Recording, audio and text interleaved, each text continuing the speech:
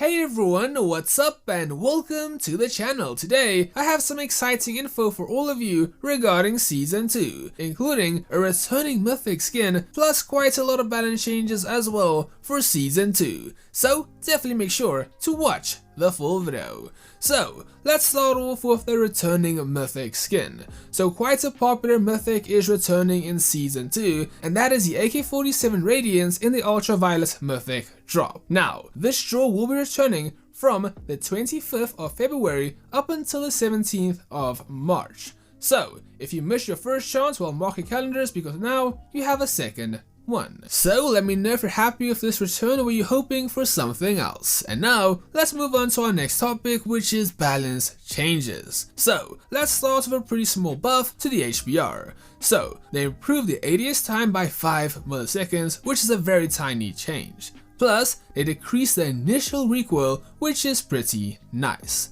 Next we have the BK47, where they improved the hip flinch, improved the ADS bullet spread accuracy, and also decreased the initial recoil. Next we have a nice buff to the Man of War. So they improved the reload speed by 30%, which is quite sizable, and they also decreased the ADS time by 20 milliseconds. So yeah, some nice buffs to the Man of War. Next we have a buff for the ICR1. So they improved the range profiles, and also they decreased the recoil shifts on the third shot. Not really sure what that means.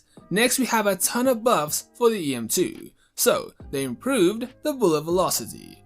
Also the reload time was decreased, and the third damage range was improved by 5, but only for BR. For the range of barrel, they decreased the bullet velocity boost by 20%, and then they made quite a few buffs as well, being they decreased the ADS time penalty by 5%, and also decreased the ADS movement speed penalty by 5% as well. For the 40 round extended mag, they decreased the ADS time penalty by 3%. So quite a lot of positive changes and improvements for the EM2. Moving on, the MSMC has also received quite a lot of love as well, which is great to see. So they firstly improved the range, and most importantly, they improved the recoil of the first 4 shots, which is really nice. And they decreased the reload speed by 25%. So yeah, that is definitely going to be really fast. And finally, they increased the 36 round extended mag to a 40 round extended mag. So yeah, some very nice buffs and changes to the MSMC, which is nice to see. Next, they improved the arm multiplier from 1 to 1.1 for the QXR, and they decreased the horizontal recoil for the MX9, which is definitely a nice change for MX9 users. For the LOPA, they improved the bullet speed by a lot. It's a huge buff in terms of bullet speed, at 150 milliseconds improvement.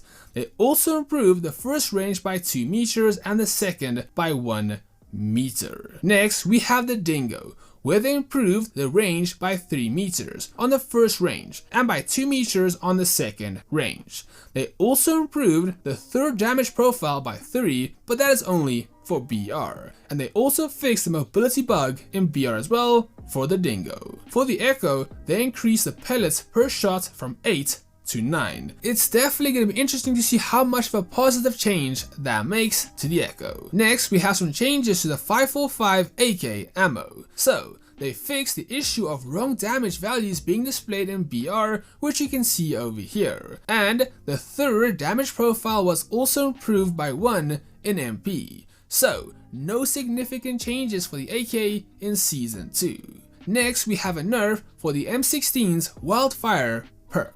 So they added a 15% flinch penalty, and they adjusted the recoil as well. We don't know if it's going to be positive or the opposite. We're going to have to wait and see. Next, we have some nerfs for the Krig 6. So they increased the ADS time by 10 milliseconds, and then for the extended mag A, they added a 1% mobility penalty. Plus, for the large extended mag B, they added a 3% movement penalty as well. Next, we have the Jak 12, which was nerfed yet again.